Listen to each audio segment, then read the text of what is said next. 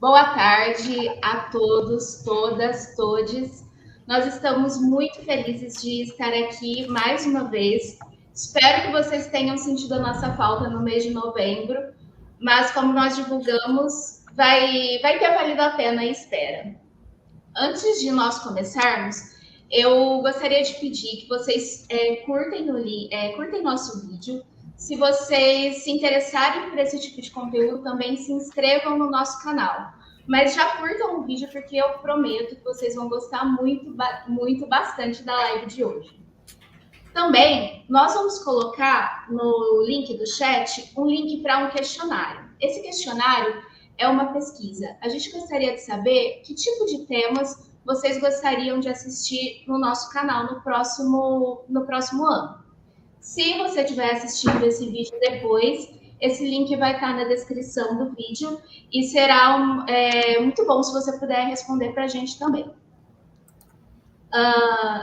We are going to switch to English, and Professor Marcos Borges, it's your turn.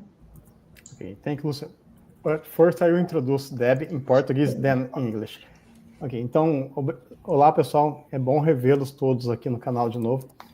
É um prazer para mim introduzir a professora Deborah Rooney, né, que eu vou chamá-la de Deb. A Deb ela tem mais de 25 anos de experiência em educação médica, em educação das profissões da saúde. E nos últimos 12 anos, ela tem trabalhado muito em simulação e em avaliação. Ela é uma professora associada do Learn Health Science Department da Universidade de Michigan e diretora do Centro de Simulação da Universidade de Michigan. Ela faz pesquisa em diversas áreas, principalmente avaliação e simulação. Ela é psicometrista também, e ela entende muito sobre chama Rush Model. É uma análise muito sofisticada que a gente está trabalhando. E a Deb ela tem um projeto muito bonito também na África, que chama All Safe, que é um projeto onde eles ensinam o pessoal a fazer laparoscopia usando simulação de baixo custo.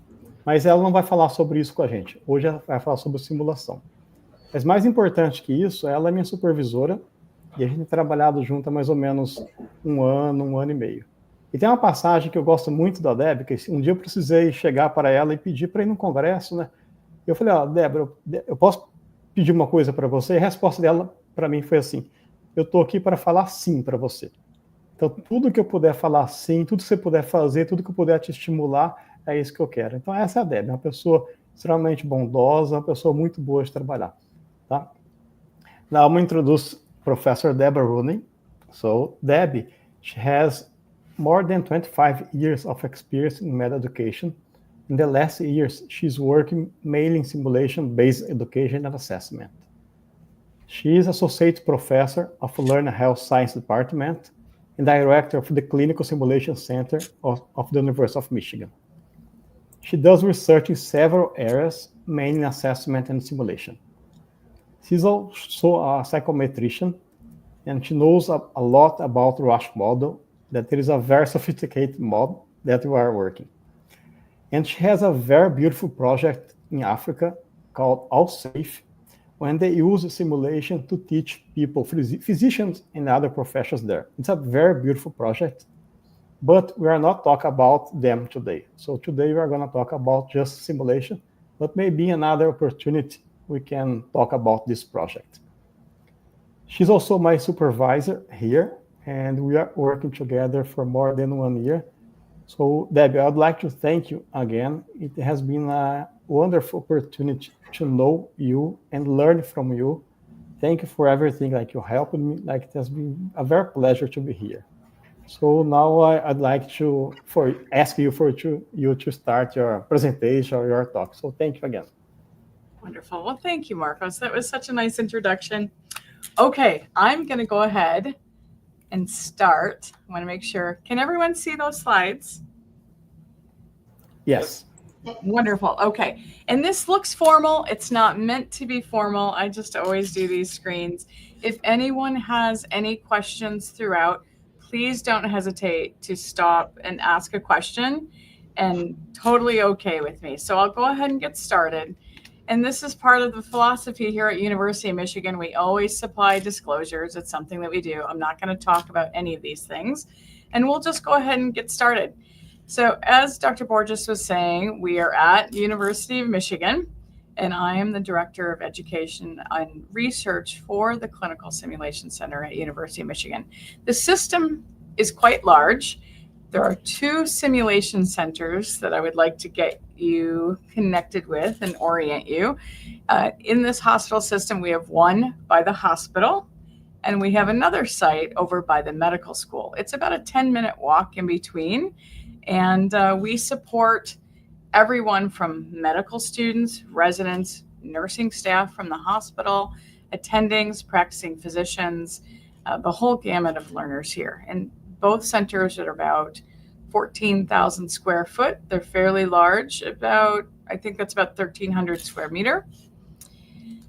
The design of the rooms are primarily to support hands-on learning. We do have a lecture room that's flexible, so we use that as well. We try not to lecture because that's what we try to avoid in simulation. And the rooms replicate most of the clinical centers, rooms around the center: emergency room, hospital room. This is labor and delivery. And we also have the simulators that range from preemie babies all the way up through male adults.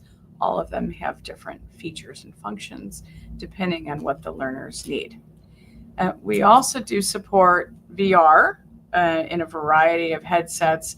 Most things are in research, but we do have curricula that are running right now, and I'm happy to answer any questions about those.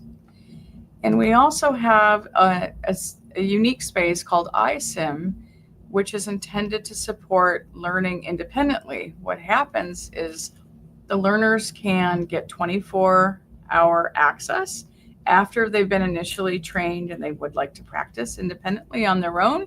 We have a swipe card and they can get into these spaces and practice on these different things. So now that we have a little bit of background about the center and the resources that the center supplies, I'm going to talk about some of the areas of research that I do primarily. Now, as Dr. Borges was saying, I'm a psychometrician, so assessment is always that's the hat that I wear when we do research with anyone in the system, and it does relate to simulation most cases, and I have an incorporation of innovation, which I'll talk about as well. In an ideal world, what I like to do is hit all 3, and there's really wonderful area of interest in the center that incorporates everything. I'll show you a few areas of general research, and then what I'll do is I will deep dive into one specific study to give you an idea of the complexity of the kinds of research that we do in this space. So this example happens to be a curriculum for lumbar puncture in the NICU. That is a simulated baby. Many of the programs that we evaluate and the research associated with these programs are associated with curriculum evaluation, so program evaluation. It's not very exciting in my eyes, but it's the bread and butter of the research that we do because we want to make sure that these curricula are indeed working and they're well targeted to our learners. The other types of simulation that we run and do research on are associated with the evaluation of compliance with different policies. For example, this is a picture of what we call QBL, quantification of blood loss for postpartum hemorrhage, where this is a nursing program, and we needed to train, I think it was over 200 nurses to be safe standards for practice to meet the standards for a new policy and a new safety bundle. So that was another reason why we do these simulation and do program evaluation for quality control. And the third thing, this is another example, and Dr. Borges mentioned this earlier, this is the All Safe program, which is a little bit different. And what we do is we did research of the development of low resource curricula. This happens to be a laparoscopic curriculum. And for the African, it's centered primarily around African countries and using low resources, which is a little bit different, but same kind of mentality. This training box was made out of cardboard by my innovations team. Now, what is innovations? When I talk about innovations, I'm talking primarily about creating new simulators or task trainers. It's a picture of my lab and my students. Mostly we work in 3D print and mold making with silicon to represent body forms. And we supply simulators. If it doesn't exist, someone will come in and ask me for something, and we need to train on something. And so I'll say, okay, let's do what we need to do and make something better. Generally, it's for the purpose of either modifying an existing simulator. Here we have a bronchoscopy, a pediatric bronchoscopy edition that we used on a regular airway head. If you're familiar with airway heads, they come in all sizes. This one happens to be for pediatric. We also do recreation of disposables. For example, these are inserts that we might cut, or we use them so much and we have to replace. And we also often will make these to save money. So for example, this upper left-hand corner, that's a simulated umbilical cord that goes into a baby model. Those are normally about $8 a piece, and we can remake them for about 15 cents. So for cost saving. The other thing primarily where it gets me excited is the creation of new simulators or task trainers for the benefit of learning. We've got a couple examples here, and I'm going to deep dive now into the research that we have associated with some of these models that we've created.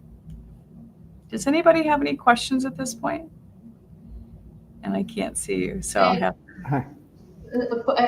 for a while, don't. no questions?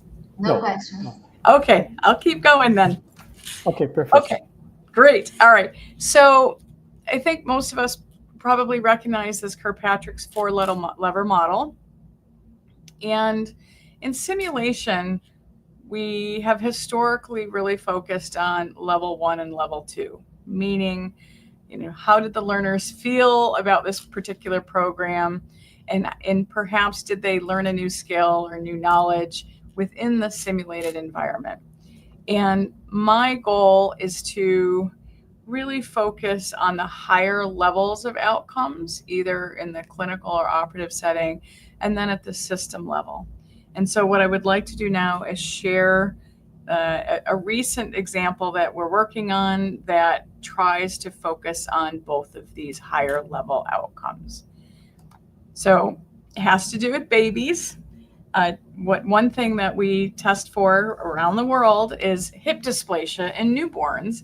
And what they do is the primary care physician comes in after the baby is born. They do a wellness exam, and one of those parts of the exam is a hip check, and they look for dysplasia. It's not common at all, actual dysplasia. It's only about 1 or 2% in the population of newborns, and so it's quite rare. A colleague of mine came to me, Dr. Cliff Craig, and said, I am getting all of these referrals for these normal babies, and I need to train these physicians to do a regular exam. Many of them have never felt a positive hip because it is so rare. And so what we did is we created a simulator. Here's Dr. Craig showing one of the medical students how to do the exam. And just like we said before, 3D printed for molds and silicon body. This is pretty much what my innovation team does. And over the course of the years, we've taught well over 300 medical students. And we've got literature or manuscripts out and a lot of talks associated with preliminary impact, meaning those level 1 and level 2 impact on medical school students and residents. They love it. Okay, great. But for me, I'm trying to get to the outcomes. And so what I did is I designed a very difficult study, and happy to answer any of those questions, and I'll explain why it was difficult. It was 2-pronged design, and let's show you the timeline here. So 2 phases, and I'm going to focus first and explain phase 1. This was just the training intervention for 1 year.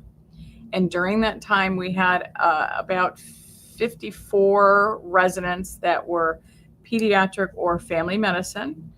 And they came in 2 at a time.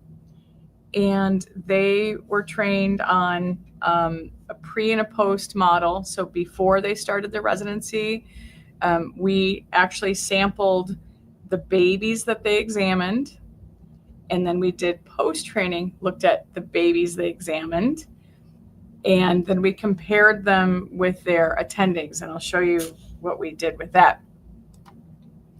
The questions that we were trying to answer were the low-level questions, like I said before, and I don't find that to be hugely exciting, but we needed to know if the residents had improved confidence in diagnostic skills in the training setting, meaning the simulated setting. So on these models, here's Dr. Craig examining and teaching these residents how to do the exams properly. The other thing we wanted to make sure, and this is where I get excited, is do these skills transfer to the clinical setting? That's that level 3 that we were talking about. And then ultimately, we wanted to find out if the residents' diagnostics aligned with the ultrasound findings that they were doing in the clinic. So this was a fingers crossed moment, but we were able to identify, not surprisingly, the level 2 stuff was there, that we had increased confidence, increased knowledge. Okay, not very excited about that. That's great. We assumed that. The nice thing was, though, is when we did look at the residents' sensitivity, how well they could positively examine a positive hip, so true diagnosis of a positive hip, and specificity, a true diagnosis of a negative hip. Those numbers, 89 and 93+%, are very consistent, if not higher, with what we're seeing in the literature for clinicians that are examining babies for newborn hip dysplasia. The exciting thing where I got excited about was we were able to get a sample of 21 babies that were ultrasounded during that time. So 21 referred for ultrasound, which is about 2%, which is about a national average. And of those, 9 of our trainees had diagnosed them, and 12 of the primary care physicians had diagnosed. So we compared those results to the ultrasound, and we found that our trainees matched about 90% effective with the ultrasound versus, and I'm embarrassed to say, 25% of the primary care physicians matching with the ultrasound diagnosis. So because I didn't think we were going to get anything, we did another part of the timeline, a different phase 2, where we examined the pre-training referral rates and the post-training referral rates. 1 year pre, 1 year post, completely leaving that internal training program alone. We didn't touch those. We wanted to try to get that as clean as possible. And so those study questions were, does the sim-based training with the Michigan hip, we called it the My Hip or the Michigan hip. Michigan loves to name everything after themselves, which I think is a little bit crazy. But does training with the hip decrease referral rates, all referral rates to orthopedics?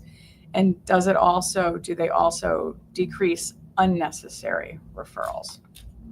And I'm going to show you a little bit of a complex image. And why don't we look at, to give you an idea of what these mean, if we look at the pre-training. So in that year, we had about 5,400 babies born at the hospital. Of those babies, we had about 600 removed from the study because they would have automatically been ultrasounded for family history or being a twin or being a breech presentation. That's just policy. Those babies automatically get ultrasounded anyway. And so we're left with about 4,800 babies. Of those 4,800 babies, we had 1%, 48, that were referred for ultrasound, and the other ones were left alone. Those were all normal babies. Okay, great. So within those 48 babies, we had 14 that were positive and 34 that were negative. And look down, and on the post-training, we ultimately ended up with 15 and 18. What does that look like statistically? We actually did have an impact on all referrals. So it decreased by 34%, but when we look at the effect size, it was low. So I was a little bit disappointed in that. Okay, it was statistically significant, but I always look at my effect size just for a little added, making sure that, the practical effect is there, and it wasn't. But I go, okay, that's great. Well, let's check the unnecessary referrals. And those are the babies that were referred that actually were normal. And we actually reduced that by 23% with a large practical effect. So I was very happy about that. Doesn't happen very often, but it was pretty exciting to see. There's some references associated with that. Happy to share any of them. And with that, thank you so very much. I'm going to stop sharing and so happy to take questions. So thank you, Debbie. It was a lot. No, but in education, like medical or health professional education, it's very hard, like when to get in the top of the kicker practice level, like the outcomes. It is, I think you showed very well.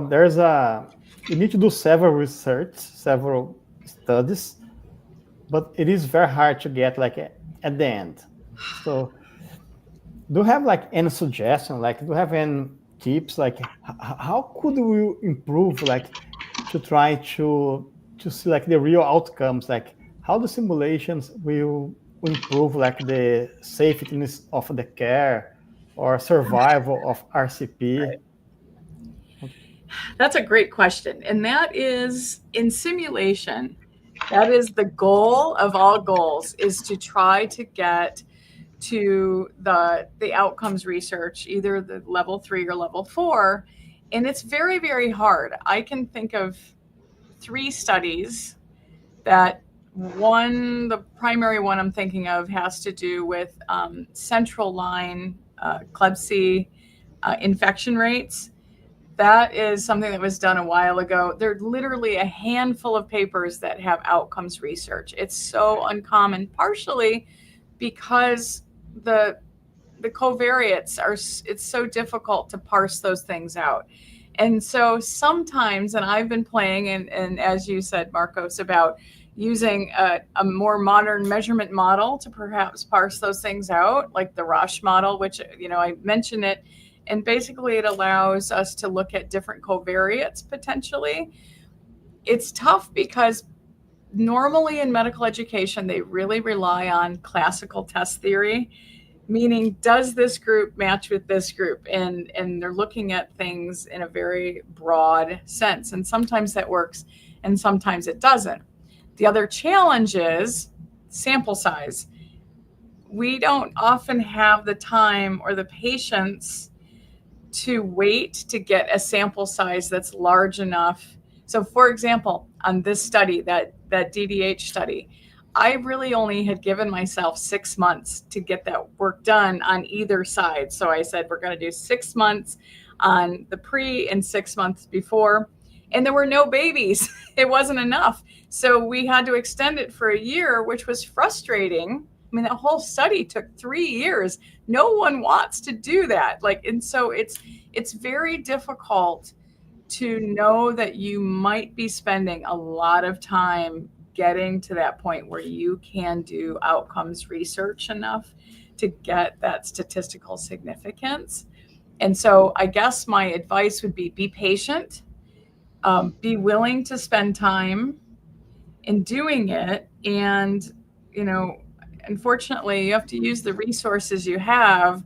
And thankfully, sometimes research happens and it turns out great just out of luck. And with that research, it was difficult to do. I had a graduate student who was in the hospital every day for nearly a year, except weekends, pestering the residents to put their data in. And had I not been able, I couldn't go every day. And so having support and the people to help you get these things done is really important as well.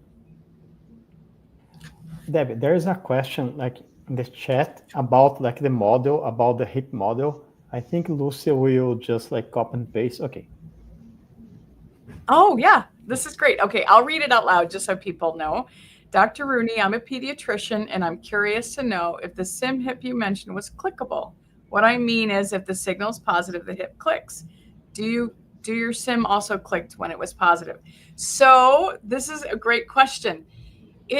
And there's variations that we have. And what we were told is sometimes a click is okay. When we looked at the original paper from the Ortolani, this is going to be a little specific, so I apologize. When we looked at the original paper from Ortolani, it was in Italian.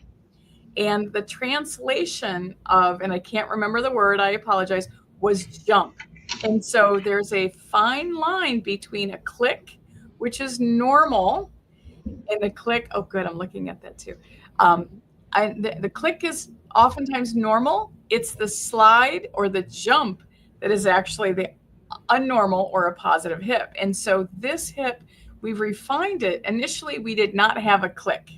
We had a jump, which is it's really obvious. So those baby learners could get it. Now we've refined it. So we have, and you'll recognize this language, on the Ortolani, on the Barlow maneuver, we have a positive, and Ortolani, we have a positive. So we can refine it that much. So little specifically for everyone watching, the hip exam generally is two parts, a Barlow and an Ortolani, which Barlow is you're pushing the baby's hips down toward the table, and Ortolani is you're opening up and you feel either a slide or a jump. Hopefully that's clear. But we've refined it enough where we've gotten to the point where we have those abilities to get both of those things positive.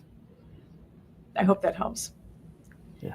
So another question like about this model, not about the model, but sure, it's about to scale. So sometimes what I have seen simulation, that the mannequins, like the models, they are become more sophisticated and more expensive. And there is a industry like below this. But sometimes we can have like low cost models. Mm-hmm. But how can you scale like those models? Because it worked here, but it may help some people from other countries or even other institutions. Like, do you have any suggestion, Debbie? Sure. Well, I can tell you what I did, and there's a couple different options. So I was lucky enough to have, there's a local company in Ann Arbor, and I don't know why it's here, but I was very grateful. They actually can produce these models, and we have formed a business relationship with them. So we are just now getting to the point where we can make them and make them sellable. I originally tried to sell them through U of M, and U of M would not allow that given the definition of being a no-cost educational institution. I could not have money coming in, even though it was used for my innovations program. So I had to find a different way. So we do have a manufacturer that we will be putting this model out and being available. The other thing that I tell people is if they want to do research with me, I will give them models as well. So that is the quick answer. And then they will also be available on the market as well. And they're not inexpensive. They are about $800 a piece. A whole set is $2,000 to $2,400. But collaboration is a good thing. And so if anyone here is interested to collaborate, I could easily share models. When you say it's not expensive, like, but if you compare with those like very sophisticated, like they cost right. like almost $1 million, not $1 million, but like it's a lot. No, yeah.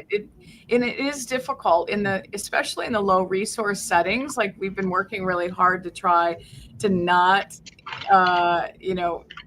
industry will take an advantage of making money. If someone is willing, like in the Western world, they're more willing to spend the money, and developing countries don't have that ability. So now they're starting to change the program a little bit to allow for lower resource countries to purchase these really expensive items. So that's good.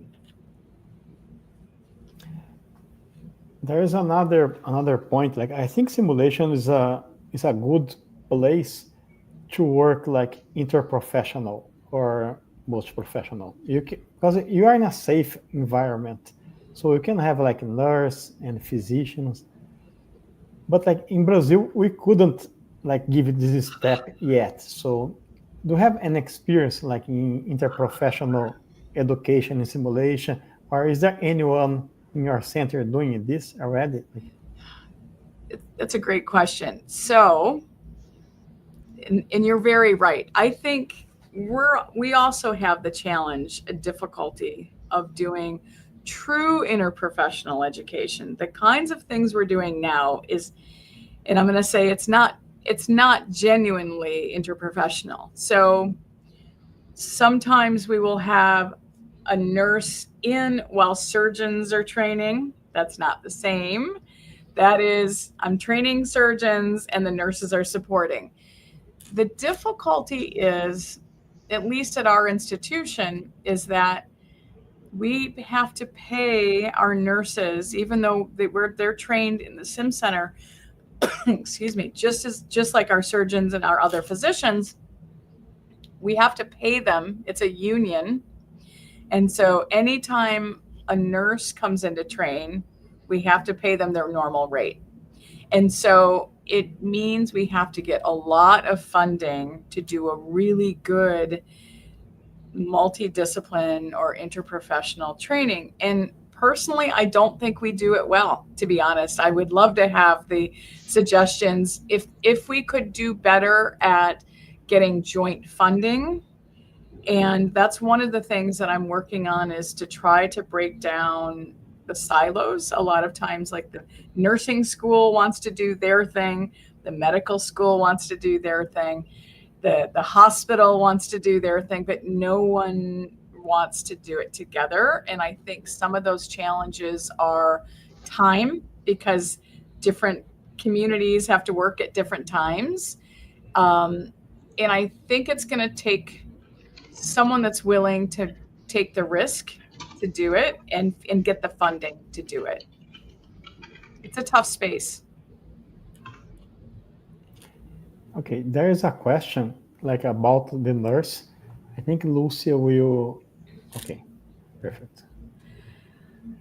Let's see. Okay, I would like to know how you work with novel students in nursing, for example, in fundamentals of nursing.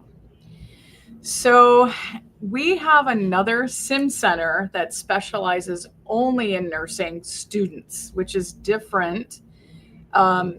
They run their programs independently. They work with the standardized patient programs. Where I work is in the onboarding of new nurses in the hospital. So they've already been trained. And I can only really speak to that just because that's what my familiarity is. And so what we have is all of the onboarding, the new nurses, depending on their unit, will come and get trained in a common set of skills, which is all done on the unit. But then they will come to the sim center and learn their very specific skill sets. And they have checkoffs. They're very, very vigilant about making sure that the nurses that are going on board actually can do the things that they need to do safely. And so we have a checkoff, and they won't go on the floor until they can perform these things safely. I hope that helps. I'd like to ask you, Debbie, about we have many people that follow our channel about beginners in research in health professionals education. Mm-hmm. And you talked to us about the Kirkpatrick model, and it's always better to be in level 3 and level 4. And thank you for giving me another example of the 4 levels, because sometimes we have to explain, and it's a very nice example, and the way of doing it, you have impact with results, performance, the referral percentage, and it's very nice. But I like you to talk to people that are working. We have many people in Brazil that are physicians, nurse, dentistry. They teach, they do preceptorship, and they are interested in doing some project intervention and to evaluate it. And usually they start doing level 1. Did you like it? Did you not like it? To check if they learn. How important is to start, because it's much more common in the literature, the level 1 and level 2, to reach the level 3 and 4. I think it would be nice for people to know that we have to pass through to reach the highest levels. For sure. And I think you're absolutely spot on. So most, especially in simulation, is those are the lower level, do they like the training? Do they appreciate the training? And did they actually learn something? Well, almost always, if you're going to teach something, you're going to get some improvement. So that's kind of a given. Mm-hmm. But in the tough thing is that when you have a young learner or a young researcher, they really want to get things done quickly, because oftentimes they're either limited in time. Like, for example, I may support a fellow, they have a year to get something done.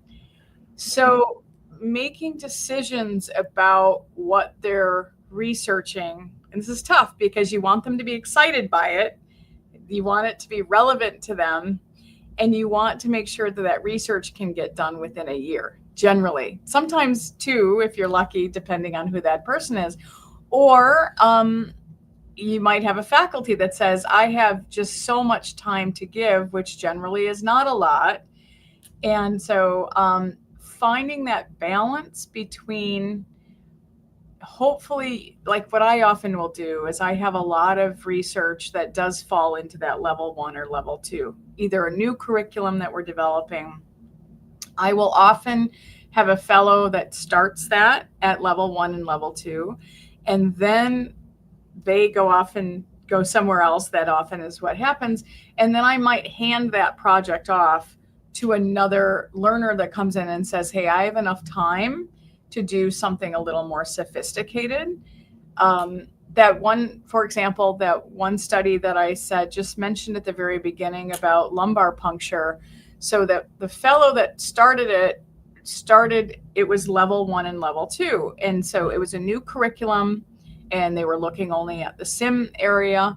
And then I had another fellow that came on, and she was looking at what kind of outcomes could we look at? And I said, well, what's your experience? And she said, well, I've been finding in the NICU where she was that most people are not writing anything down in the charts about how many pokes, how many attempts that we tried to do on a baby. And I said, well, and because I'm not a clinician, I don't know how to answer. I don't, you kind of try to figure out what questions are important.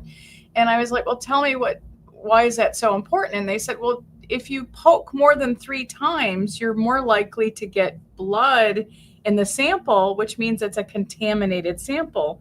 If they test for meningitis and you don't want blood in that.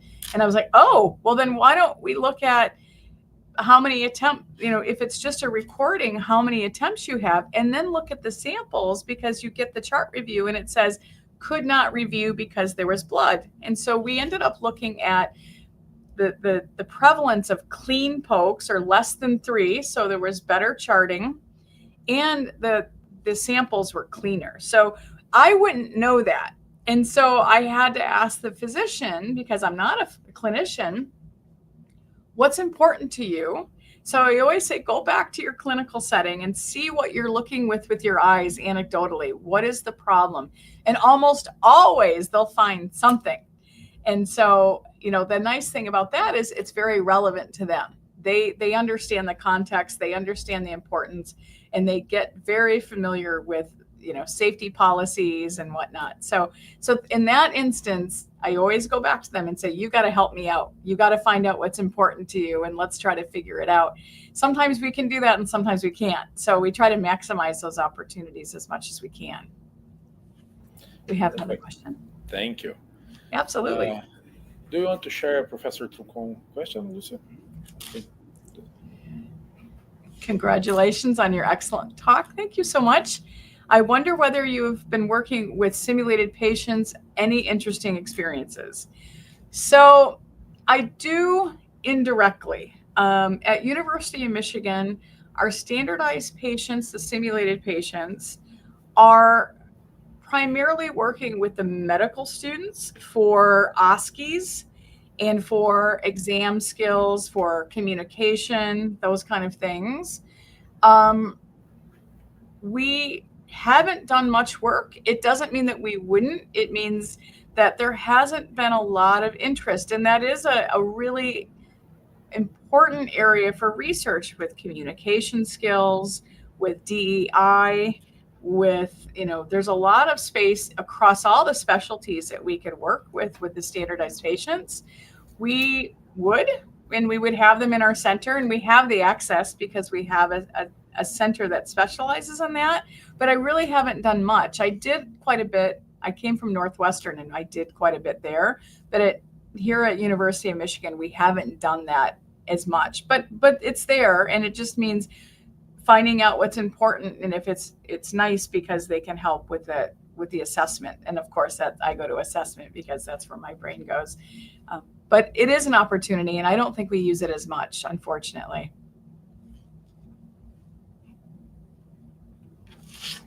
Maybe another question. You have lots of simulation going on. Like, do you collect systematically any data, because this is an opportunity for research.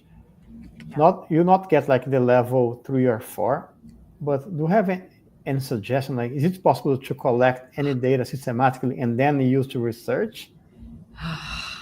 That's a great question. So this is kind of associated with the project that Dr. Borges and I are doing together in terms of assessment for resident competency. Management of data across the board is not great. And so the one thing that our department that we sit in, they're really specializing in big data, meaning clinical outcomes data, and they're talking on the clinical side. So in my fantasy, and it kind of is we would tie the clinical outcomes of our residents to our learning outcomes that we capture in either the simulated setting or even from the different experiences that they have clinically and whatnot. Right now, we don't have that connection. We have the ability to do that. And so ultimately, what I would like to see is that we tie those clinical outcomes to our learners. And right now they don't. They're on the charts. Their name might be on the charts, maybe.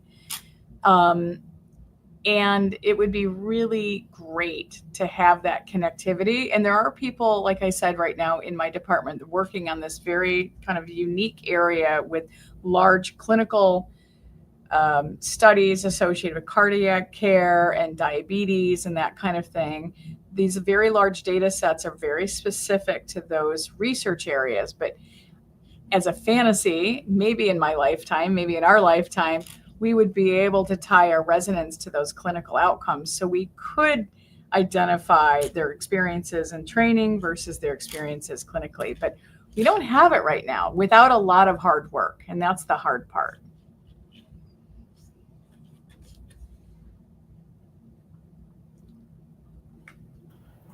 May I ask you a question, Debbie? When you give your examples, it seems to me that you work very frequently with residents, primary care physicians, graduate physicians. In Brazil, I don't know if you have this context, probably Marcos had already told you, but in Brazil, we have 6 years undergrad training. Okay. At the end, they are allowed to be doctors. Okay. They have registration. And here, the simulation is gaining a very, very high importance on this training, because my perception is in US, UK, other parts of the world, the undergrad is a very safe place, not too much real patients, and then they start a phase of training that have much more contact with real patients. And here in the last 2 years, our students see patients, see children, they go to the family health units, they do the consultations, and I feel that simulation is real important, because they are younger, they are doing training, and they see patients at the same time, almost the same time, in sequence, but they do simulation and they start seeing patients. And I feel that simulation would have a very important role in helping them to gain confidence and ability and safety for the patients. I don't know if you have experience with undergrad students, how you deal with that, or your focus are much more on the graduate students, on the post-graduate training, just to have a sense. And if you can comment to us and ideas how to deal with that, because we feel that simulation has a very, very important role on the training of the Brazilian new physicians. For sure. I mean, that is a wonderful point to make, that, you know, in a lot of countries, the junior learners are not coddled like in the US. And there's a lot of oversight in the United States, and we do coddle them. And the only experience I've had with that kind of a model is in Africa. Predominantly the second you're trained, just like yours, they are sent off and they are practicing medicine. And so the challenge, I think, is getting everyone trained to that safety, you know, making sure that they're safe practice, and some of those basic fundamental skills in patient care. Like if they're primarily in primary care, then we, you know, cover as much as you can. And this is it. It's very resource driven. How much time do you have? How many resources do you have? And is it you try to provide the best training possible. Simulation in a lot of cases is the right way to go. Sometimes it's not. And I'm a simulation person, but sometimes you could do something different, like video-based training with a built-in assessment. Even though I am a simulation person, if you have a lot of people to train, very specific information, I almost always say, if the internet is good, then create modules and do it via internet with potentially complementary simulation. So if there are particular tasks that are potentially unsafe, you know, like, and the only thing, like, I'm thinking about central line, not that primary care medical students would put in central lines, maybe even urinary catheterization.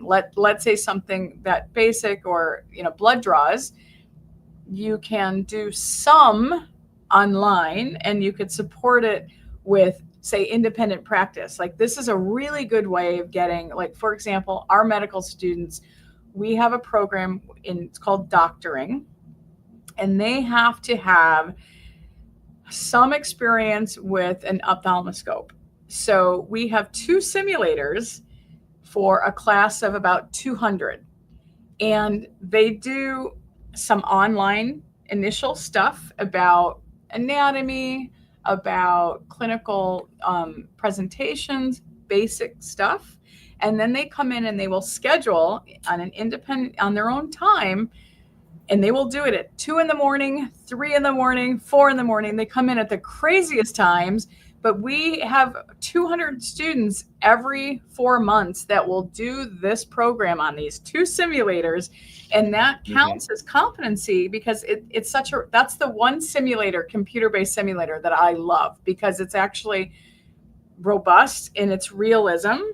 It has from basic to scaffolding through advanced. So let's say they have glaucoma or something diabetes related, something more advanced through. So I trust that thing, whatever that simulator is going to do what I need it to do and give feedback to the learner to make sure that they know what they're doing. So sometimes those high-end computers are worth the cost. And that was one of those that we did 200 students in a 2-month period. It was kind of crazy. It's money though. And so you either have to have the money or you have to have the time or the resources. And that's the tough part, I think, for those types of programs that need to really get those lower level learners off and practicing. It's a challenge for sure. Perfect. Thank you. Another point, Valds, that about your question, like in Brazil, we have, like, in the last years, the number of medical schools increased a lot. And some private one, like, they built like very fancy simulation center, but not like in the meaning to train their students, but kind of replacing the practical part. Yeah. So I think simulation has an important part in the education, but it's just a part of it. Right. You cannot replace. So I'd like, could you please like comment about this, like replacing the real encounter with the simulation? I think that's such a good point that you make. It's funny because when I talk to, a little bit anecdotal, and maybe I'm talking too much. I have a father who's an orthopedic surgeon. I have a brother who's a spine surgeon. My dad was trained in the olden days, no simulation whatsoever. My brother was trained with just the starting of simulation. And he and I would argue, and he would say, what is the value of this? This is crazy. And in some instances, he's right. And I almost wish that we could go back to an apprentice model, but we can't. And so, trying to be, I think, having simulation is great for either beginner learners, for dealing with anxiety, introduction, like, for example, medical students with pelvic exams or intimate exams. It's nice to have not having a real patient in front of you to practice these skill sets. That's on the basic side. And then for advanced learners, have them practice things independently or with guided feedback is great until they get the skill set, mechanized and naturalized. That I think that's good. But I really, honestly, I'm never going to say that simulation replaces hands-on with a physician that, the wisdom of a clinician that's been doing it for a very long time. If they're good educators, I think that there's no comparison, to be honest. I really wouldn't even try to say that. But that means we need to teach our wise faculty, our experienced faculty, perhaps how to be more efficient with their training if they were not going to do it with simulation. It's really hard for them to practice clinically and support their learners at the same time, because we can't, that apprentice model, we have people in the clinic, medical students helping, but they're generally not tasked with helping, at least in the US. They are note takers. They are there to look and learn, and the physician will teach them and relay information, but they don't do much in their first couple of years. And then as a 3 and a 4, they start learning those skill sets, but they're still really not doing a lot, to be honest. And so having the wisdom, I don't think simulation replaces it. It's always going to be a complementary in our era, I think. Okay. Professor Deb, we have another question. Okay. Professor Rooney, I work at a private institution and we're just starting our simulation trainings with medical students. What kind of research do you suggest we start with? What kind of numbers or data? Woo, that's a big question. Okay, so I think you should focus on what is important to the institution, to you. There's always what we call low-hanging fruit, like things that you can grab easily. And sometimes if you're just starting simulation, sometimes it's a feasibility study, like a program evaluation. And what I would do on that would be not just ask the students how they liked the training. That is part of it. But I would even ask the faculty, how was this to implement this program? How difficult was it? How much time did you spend preparing for this program? Even staff. I will often ask the staff, how much of a burden was the time to roll out this new curriculum? Those are kind of unique spaces beyond just getting the learner side. Maybe the cost of the program versus the cost of what you did previously. That's another thing to look at uniquely early on, which might be, you don't see that a lot in different publications. You'll see all the bright and shiny, that our learners love this program. I don't care about that. I mean, I do, but administrators will care about, what does this thing cost and can I get it from you? Really, that's what it is. it's a practical kind of thing. And so I would suggest looking at disseminating a program through, there's something called MedEd Portal, and that's where folks will share curricula. And the nice thing is most of the stuff is in English, but however, I mean, for do something in dual language by bilingual, if you have something in Portuguese, something in English, now you're really adding value because most everything is in English. And I really think that we need to do a better job at supporting, it's not just the United States, it's not just English speaking worlds.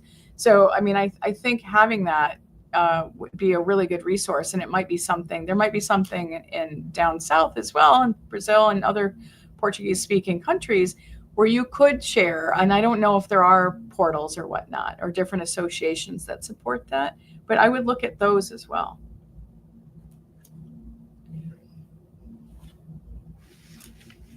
Okay, thank you, Debbie. I think we are almost in the end. We have like maybe 2 or 3 minutes. Okay. So it was very good, like wonderful, your talk, like your ideas, your suggestions. So thank you again for spending like this hour with us. And I will pass to Valdis for finalize. Then you have like 1 or 2 minutes just to say bye and to finalize like this session. All right. Well, thank you so much. This was so much fun. And I mean, what I would offer, if anyone has any questions as follow-ups, please contact me and we can share that email, and I'm happy to support. I love doing international work and global work, and I love getting collaborations. So if anyone would like to follow up with any questions or whatnot, I'd be happy to answer any questions and help. Perfect. Thank you again, Debbie. I'm very interested, and I believe that most of my colleagues will be interested to know more about the simulations, maybe with some collaboration. Marcus can be this bridge. Absolutely. Yes, and because as I told you, we are growing in this area, and it would be great to learn more about how to develop simulations, use creativity, innovate. This is the moment we live. It's not only buying things, replicating things. It's trying to find new solutions. And you gave us a very inspiring talk, ideas, and I'd like to thank you very much in the name of our medical school. Thank you, Marcus, for bringing Debbie to our event. We have a month live, and it was great to have you here with us. Thank you very much. Thank you. Thank you for the opportunity. This has been so much fun. Okay. Thank you so much, Professor Marcos, Professor Valtz, and Professor Deb. The simulation is amazing. Next week, we wait everybody again, same time. We will receive the Professor Paige Moran. I don't know how to pronounce her name. It will be very special also. So thank you so much. See you. Bye-bye. Thank you. See you next week. Thank you, Debbie. Bye-bye. Bye, Marcus.